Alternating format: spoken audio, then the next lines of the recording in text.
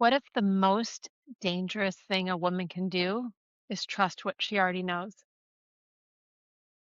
This is the question that we're going to explore today because there's something I've been sitting with for a while and I've been wanting to bring it to you, and it might be a couple of episodes, but I want to start here because for a lot of my life, I understood faith and spirituality through the lens that I was given, right? Through the church, through structure, and through what I was taught to believe.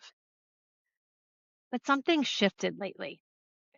And I started asking different questions. And it's because of what I'm learning, what I'm reading, what I'm being exposed to. I'm not asking what am I supposed to believe, but it's more of like what actually feels true. And that's the question that sort of led me to studying a lot of different texts and stories that haven't been sort of centered in Christianity, haven't been centered in kind of the conversations that we're having. They were actually removed. And one of those stories has so profoundly impacted me.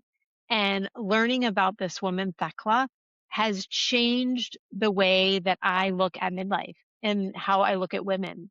And I really wanted to have that conversation because Thecla is a woman. We hear about her in the Gospel of Paul and Thecla, which was removed from the Bible in the 5th century by Constantine. It's a different story for a different day. But she was a woman who heard the teachings of Jesus through Paul coming. And she sat listening. It says she sat in her window, transfixed by what he was saying about the teachings of Jesus. And she sat still for 3 days and for 3 nights. And she allowed that truth to move her through her so deeply that she ended up walking away from her life, from expectations, from society, from everything she knew. She said no to marriage. She said no to what it meant to be a daughter. She said no to the version of her that kept her comfortable. She lived a very comfortable life. And she ended up being persecuted and almost killed for it because she refused to continue to look outside of herself for authority.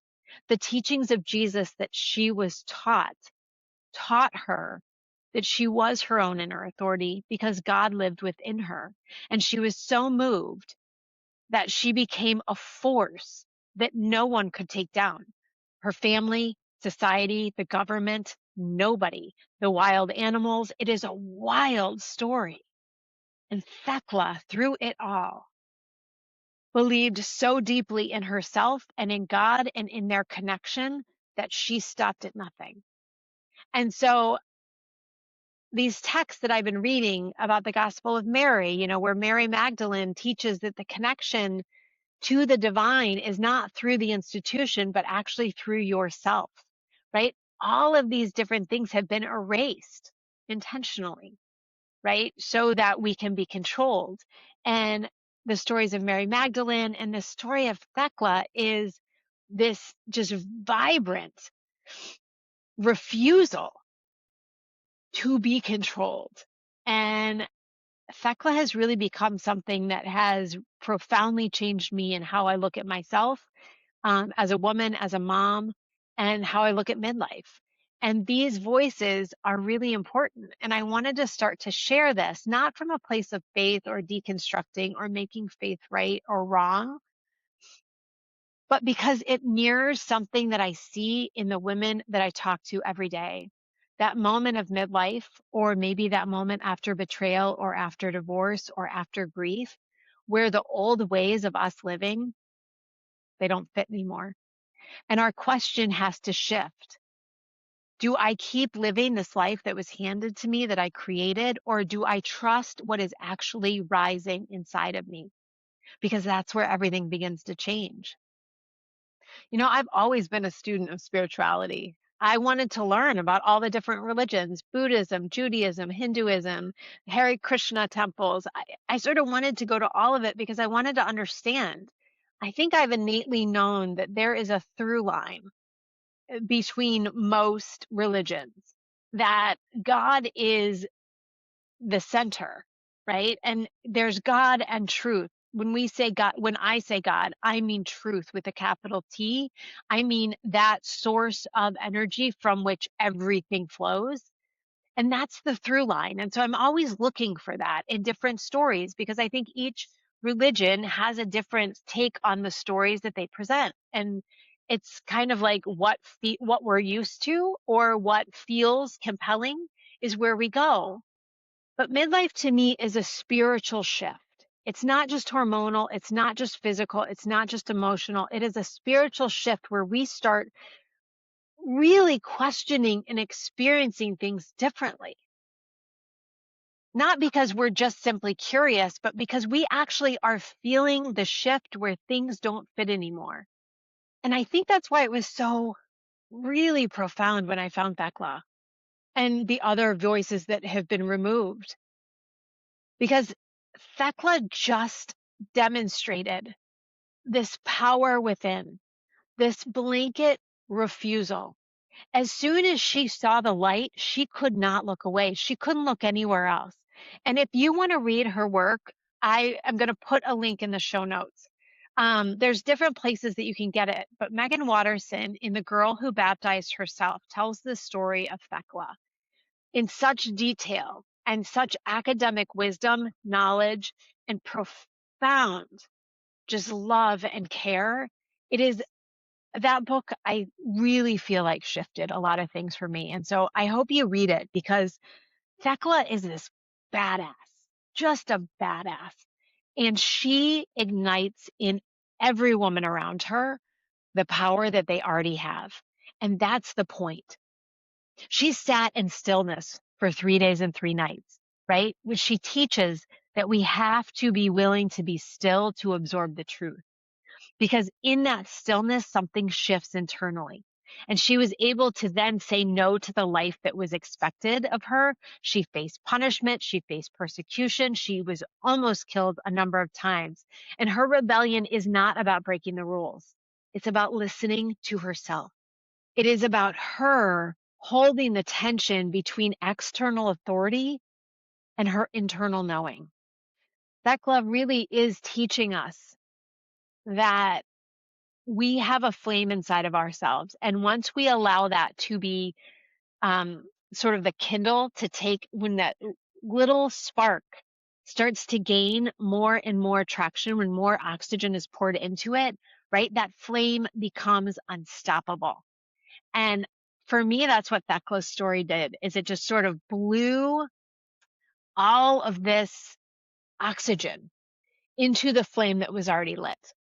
And there's other texts too, right? It's just not Thecla's story. There's the Gospel of Thomas, who emphasized that there is a direct knowing of God within ourselves. The Gospel of Philip talks about sacred union and inner connection with God. The Acts of Paul and Thecla is all about women reclaiming spiritual authority that they had. All of these texts, and the Gospel of Mary and Mary Magdalene, that teaches that the divine is accessible inside, that it's not a hierarchy or external authority, right? But women's voices were dismissed when all of these texts were removed, and they were intentionally removed. And so it's really important that when we start to understand this, we can start to understand midlife is that time when we have a physical shift, an emotional unraveling. We start to really question identity, and there is a spiritual opening. It is all of these things at one time. That's why midlife can feel like a crisis, right? Because so much is shifting. It's not just a life transition, it is a spiritual one.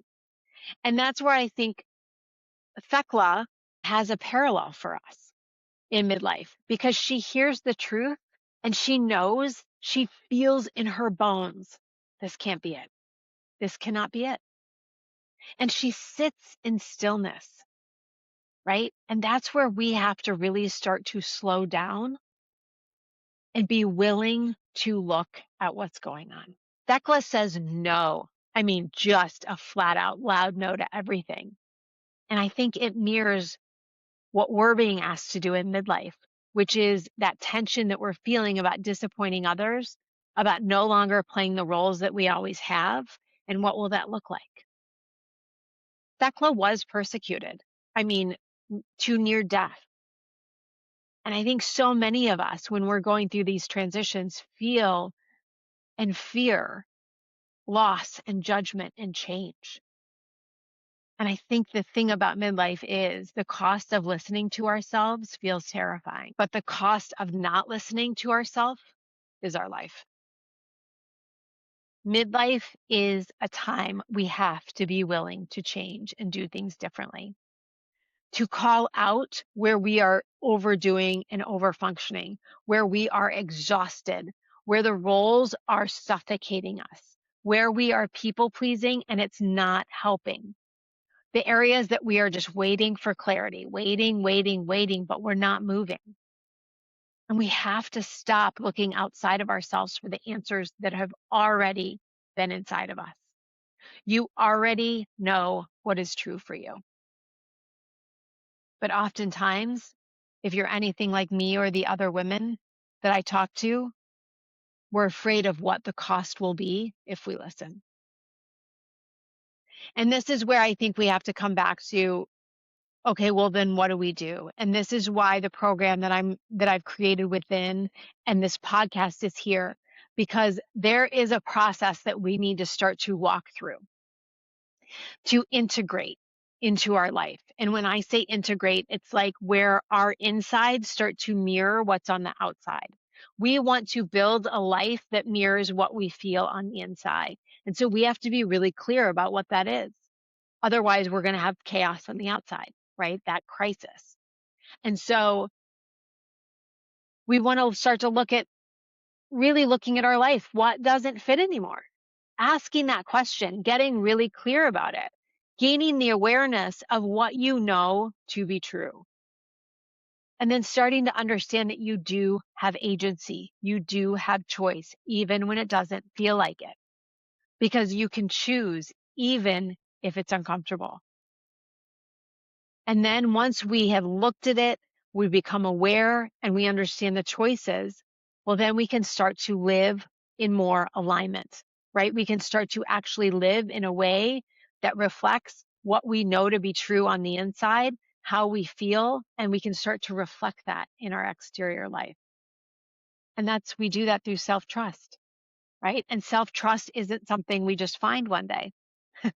No, it's something we build by choosing ourselves in small and consistent ways. And that's what Thecla really teaches, is she trusted herself. Once she started to know, hey, what's going on inside of me doesn't line up with what's going on the outside of me. And she just stopped engaging with what was on the outside, what was expected, what she was being told, no matter what they did to her. She believed herself. She believed in her ability to stay connected to God and to move forward. And that's what she teaches us. That's why her story, I think, hit me so powerfully, because she helps us give us a mirror to ask better questions, right? Where in our lives do we already know what's true for us, but we're not living that way? What are we avoiding? What am I avoiding because I don't want to disrupt everything in my life? Or what truth keeps coming back no matter how much I try to override it? Oh my God, that one, right? It's like the patterns we see in ourselves, whether it's relational patterns that we're in our marriage, in our parenting, in our own self-care. It's the things that we keep doing over and over that are not moving us in the direction that we want, but we refuse to look at them. We have to look. The truth is that if and when we get still and quiet what is going on the inside, we don't require any more external answers because we build that self-trust. And I think this is why those stories like Thecla's matter so much, because her rebellion wasn't about being difficult or disappointing everybody. It wasn't about blowing her life up. It was about telling the truth, listening to what she already knew, and choosing to live from that place, no matter what it cost her. And I think she offers us an invitation for all of us, especially here in midlife, not to abandon faith, not to reject everything we've been taught. I'm not talking about that either, but to come back into relationship with what is true, right? To reconnect to ourselves, to our body, to the divine, not as something outside of us, but to really come back to embody the soul that God gave us, that planted us here on this earth to have this experience in this human form, so that we can really start to create a life and an existence and relationships that mirror the truth of who we are, which is God's children, God's daughter here in this planet. And when we can start to connect to that and know that we have those answers already within ourselves and already inside of us, well, we start to stop outsourcing our authority and we start to live within it. You already have the answers. So I invite you, whether that's reading, whether that's listening to this podcast, whether that's joining within, whether that's having conversations with your friends in a different way, but start to expand these questions, because that's what we're here to do in midlife. It's not rebellion for rebellion's sake, but it is about learning to live in a way that mirrors the truth of our inside, the truth about who we are at our core, at our soul, and starting to live that so that it is felt by every person that we come across.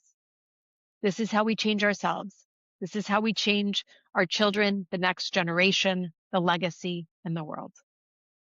It's big stuff.